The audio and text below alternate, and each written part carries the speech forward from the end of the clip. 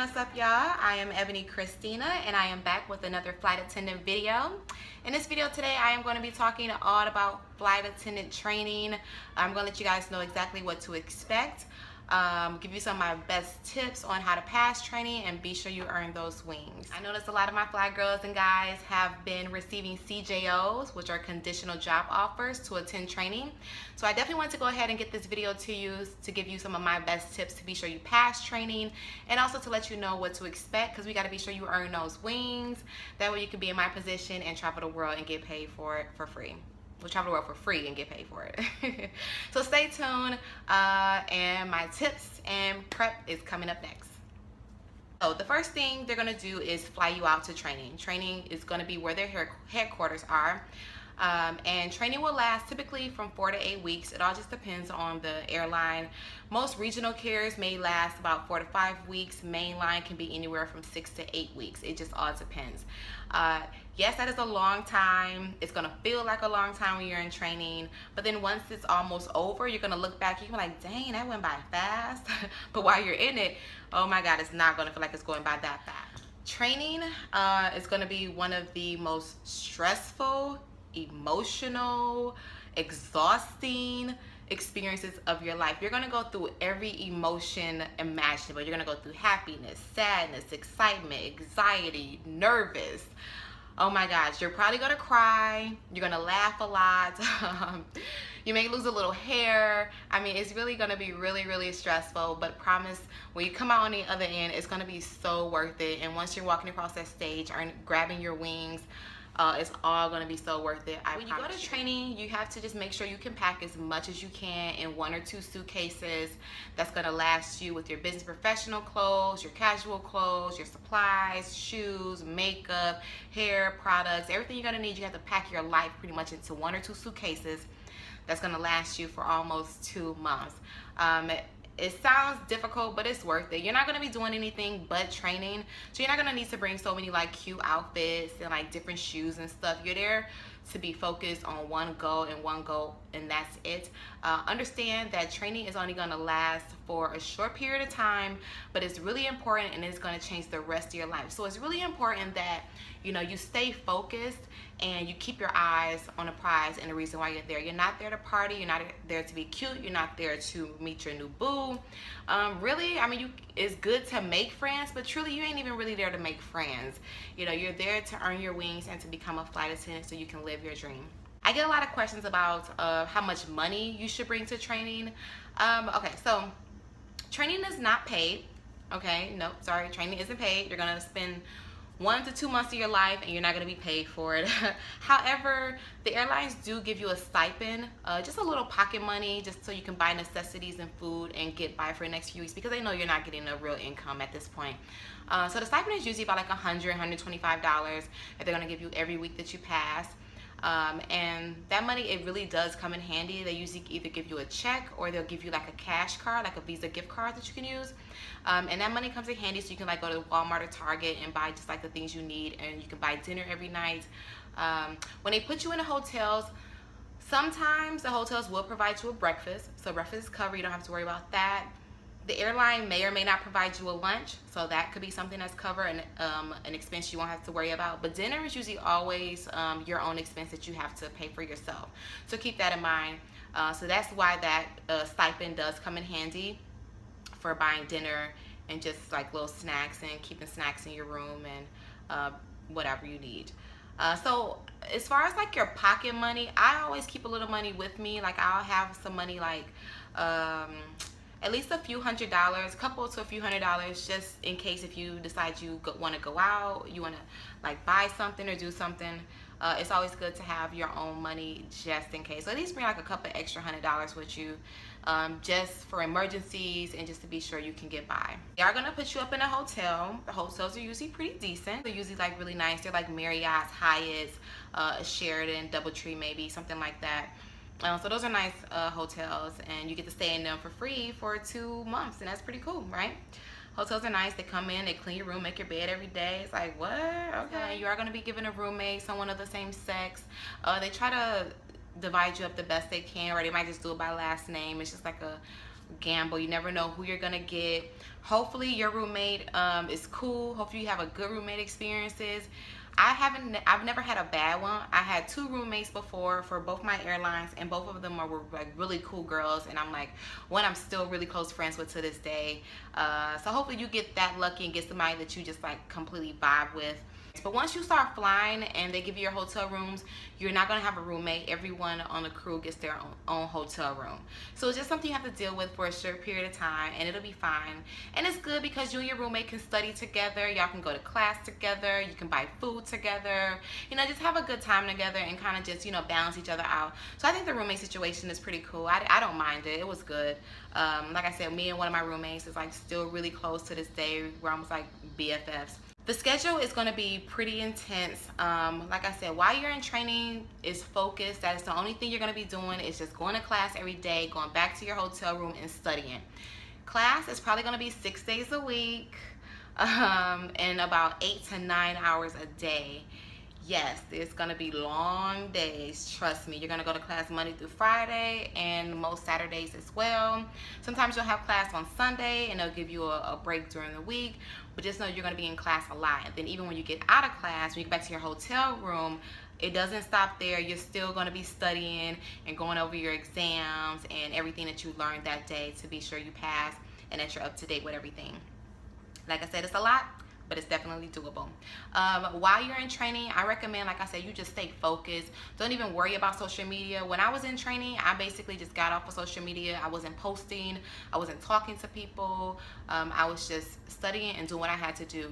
It is a short amount of time that you're gonna be in training, but it is so important that you just sacrifice your social life and do what you have to do to be sure you earn your wings, because this is so important. Like, you know, you made it this far. You don't want to make it this far, go to training just to be turned around because you couldn't stay focused because you wanted to party and you just couldn't get it together. So your classrooms are going to be usually pretty big. For the smaller airlines, I say you may have like 20, 25 people. It all just depends. But for mainline, there can be quite a few people from like, let's say, up to like from 30 to like 50 people in one class, with multiple instructors, of course, but all just depends on the airline. And there will be multiple training classes going on because they're always hiring so many people. If you can hear something in my background, just ignore. I think it's like the kids playing outside. But the training classes can be really big, and you are going to meet so many new people from all over the country and even over the world, and it's going to be a really cool experience. You're going to make some friends that you are going to be friends with forever. You're probably going to meet your new best friend. So if you're the type of person right now like, I don't have any friends, trust me, you're going to make a friend in training, because there's so many people that you're going to find somebody that you just mesh with, and like y'all just are going to just link up with each other. You can find like a study buddy, somebody to maybe like kind of relieve some stress and, you know, go grab dinner with, maybe even a drink if you need to. If you don't have class the next day, of course. The classroom setup, there's going to be PowerPoints, videos, lectures. The lecture days are going to be the longest days when they're just talking to you and reading what's in the book, and you're taking notes, and you're like, oh my God, you're like trying to do whatever you can. Do what you got to do to stay awake. You cannot fall asleep in class. If they catch you dozing off in class, or if you fully fall asleep in class, you're going to get in big trouble. You may even get written up for it. So make sure you do what you got to do to stay awake. Drink plenty of coffee. They will provide you with coffee. So if you're a coffee drinker, drink coffee. If not, drink tea. If not, drink Red Bull. But do whatever you have to do. Take some B vitamins, whatever. But just make sure you stay awake in class. Stand up if you have to. They will allow you to stand up if you if you're getting tired and doze off. Make sure you go to bed early the night before. Do not try and stay up all night studying if you don't have to, because the next day it's going to be a long day and you're going to be suffering. So make sure you have early nights when you go to sleep, because that next day when you go to class, it's going to be early in the morning. And the last thing you want to do is just like be dying basically for 9 hours in class.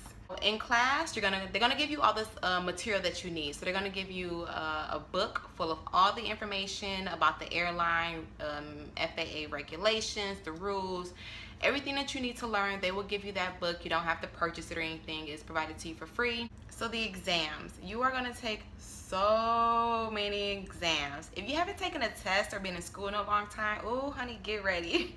Oh, get ready. This is gonna be like high school all over again. You are gonna take so many exams, but the exams, they're not very difficult. As long as you Take good notes in class, listen, pay attention, don't fall asleep, study your notes, you will be fine. All the information that they talk about in class is going to be on exams. All the information in like your books and your material is going to be on exams. So none of the information, if you're paying attention in class and staying focused, none of the information is going to be new. None of it's going to be like astounding.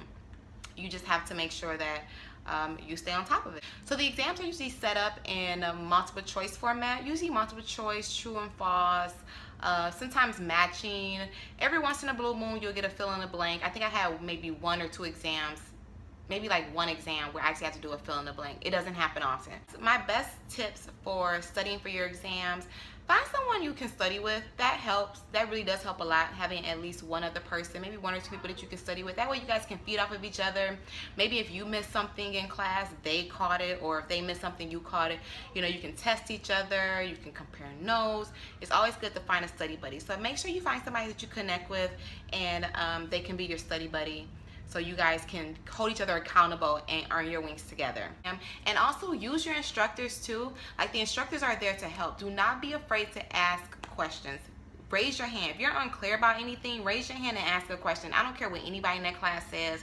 If you are unclear and you need clarity on something, you need the instructor to backtrack, raise your hand and let them know. Or stay after class and talk to them. Or on your lunch break, go talk to the instructor and just ask them more questions. You know, and also you can even use your classmates as a resource. You know, if you notice that somebody's just like on it, that's the person you want to be friends with. That's the person that you want to study with. Not the cool girl, not the cool guy. You want to study with the person who is on it and who is about their business, because they're gonna inspire you, and they're gonna help you to stay focused as well. Another thing, make sure you take really good notes in class. I mean, write everything down. I recommend taking like a 3-subject notebook, and by the end of training, that notebook should be filled all the way to the end, because you need to take so many notes. Just write everything down, I'm telling you, because then once you refer back to your notes, you may have written something down and didn't even really catch it in class, but you wrote it down. So, you know, it kind of helps with your memory. What else? Flashcards are good when you're studying. Sometimes the airlines will give you like a study guide that you can use that will help to prepare for your exams, like the next day or that week. Make sure you complete those study guides. So normally when it comes to the testing, you have to pass the exams typically with at least an 80 or 85%. It varies. Now, let's say you fail one of your exams. Don't worry, it's not the end of the world. If you do fail an exam, you are allowed to do a retake of that same exam again. They'll allow you to study. The next day you come back, you take that same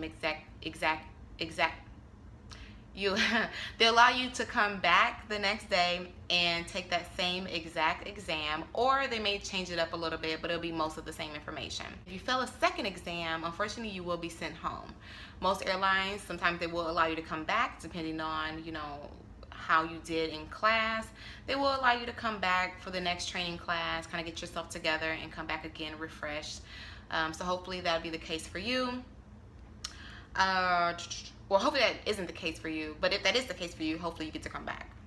Like, right? Okay. Okay, now sometimes the very first day that you go to training, you will be given an exam. Some airlines. My very first airline, a regional carrier, the day we got there, they gave us an exam on those airport codes.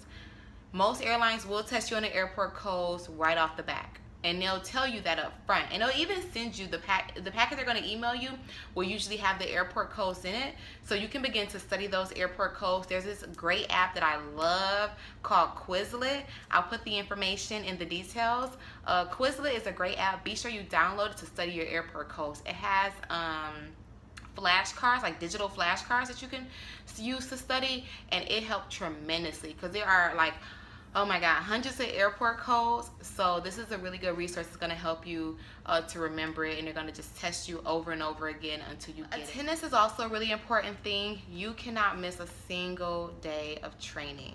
Like, you really can't. You can't miss a single day of training. If you miss even just one day of training from being sick, or if you oversleep for class and you completely miss class, you will have to return and come to training, come to the next training day. It happens. So you want to be sure, stay healthy, take your vitamins, set those alarm clocks, like become cool with your roommate. Be sure you don't oversleep for training class. don't get sick. If you get sick, I know it happens. Make sure you take care of yourself, but if you miss even one day, because there's so much information you can miss in just one day, that they will require you to come back. And I think it's actually like an FAA regulation that you have to be there for all of the information, and there's no like do-overs or anything. So stay healthy, take those vitamins, and don't get sick. Attire while you're in class. Attire is always business casual. Once you get your uniform, they'll probably, towards the end of training, they'll have you come to training in your uniform. But in the beginning, it's just like business casual, business professional. So you may have to wear like a full suit depending on the day, or you'll just have to wear like a white button-up, or button up in some slacks, something simple. But you always have to be professional. You will have some free days every once in a while to just dress casual. You can wear your sneakers, you can wear jeans, polos, things like that. Those are the days where you'll probably do drills and be doing things a little more hands-on. So they want you to be comfortable, but most days expect to be business professional or business casual. So bring all of your professional clothes, bring your slacks, your dresses, your blazers, bring all your professional clothes. My airline actually did attire checks on us. It was like every Wednesday a lady would come in and she would like measure our skirts. She would make sure our nails was the right color and length. She would check the men's facial hair. She would check our hair to be sure it was pinned back, and we didn't have any flyaways or anything. I mean, my airline was really serious, and I think most airlines are when it comes to the way you dress in training. If it's business professional day and you come looking casual, they will call you out and they will write you up. Write-ups happen a lot. They're always watching you in training. Someone is always watching you in training, whether it's your instructor or other instructors or supervisors. Somebody always has their eye on you in training. So be sure you behave well, whether it's in the training classroom and also in the hotel. When you're in those hotels, the hotel staff, they know what you're there for. They know that you're a part of your airline. If you do something like you're acting crazy, being mean to the staff, you're getting drunk, you're going out, you're coming in stumbling, you're spending too much time at the bar, they will report that back to your instructor, to your airline. And if it gets back to them, you can be disqualified, and they'll kick you out of training.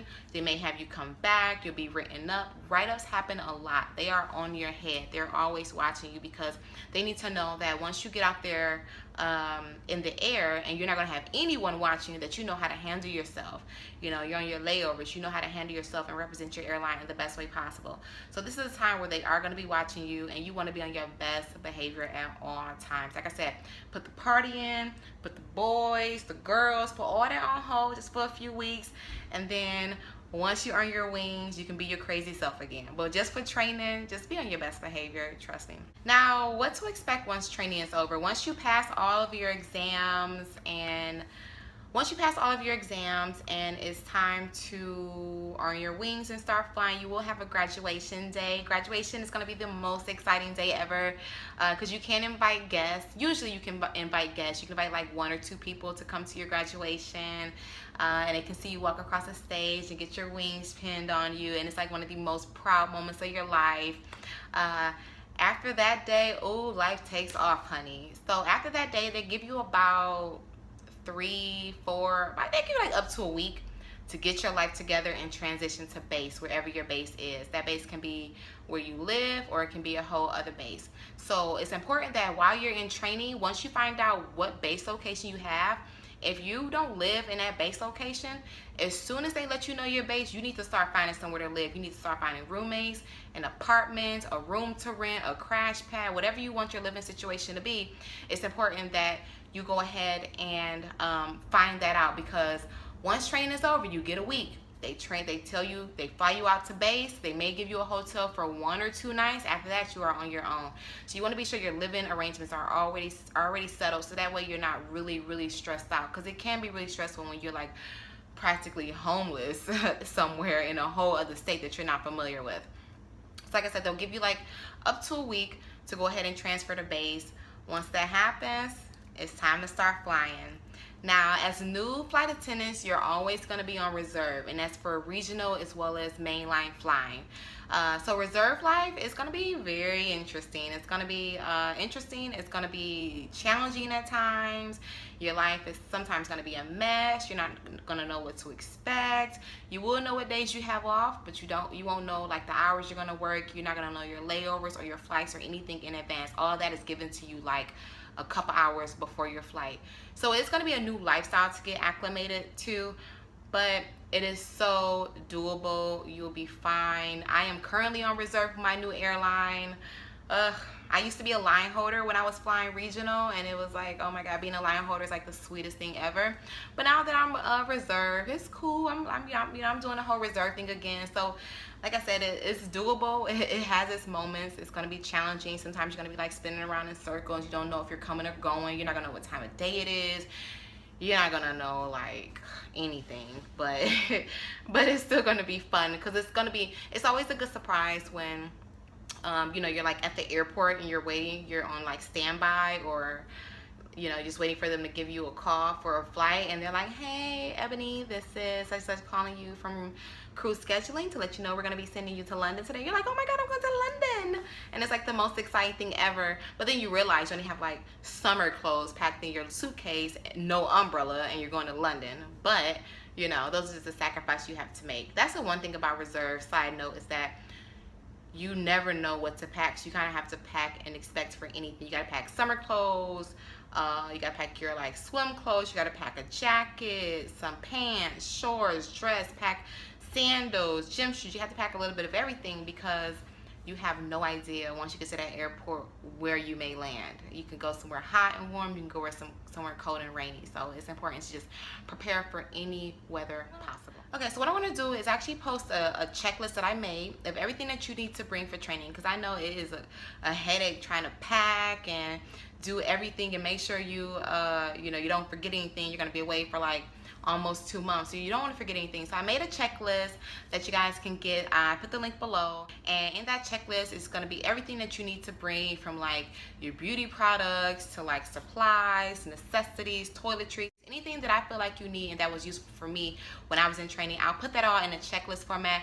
That way you can have a guide, so when you're packing your bags, you can know what to expect and you don't forget. So that's pretty much it. If you follow those tips, if you take my advice, there's no reason why you shouldn't pass training and walk across that stage and get your wings pinned on you, so you can pretty much live your dream and have just such an amazing, fun, fabulous lifestyle. Thank you all so much for watching. Make sure you subscribe. Make sure you hit that like button, and also leave me a comment and share this video with your friends. Share it on your social media. I really appreciate the support. A lot of you are going through the same experience right now, so feel free to share it, help out your other fellow aspiring flight attendants. Also, I have a new Facebook group that I'm really excited about. It is an amazing group that I'm so proud of. It's called the Fly Girls Guide, and it's on Facebook. We're already over 300 members, and I just started the group like I think like a month ago. And it's just so many beautiful people that's aspiring flight attendants that encourage each other, that are ambitious, and we all support each other, answer each other's questions. We post pictures and memes. We have so much fun in the group, so make sure you join if you haven't already. I'll put the link below. It's the Fly Girls Guide. Make sure you join that group to get that support that you need. Good luck on your journey to becoming a flight attendant. I wish you guys the best, and I will see you next time. Bye.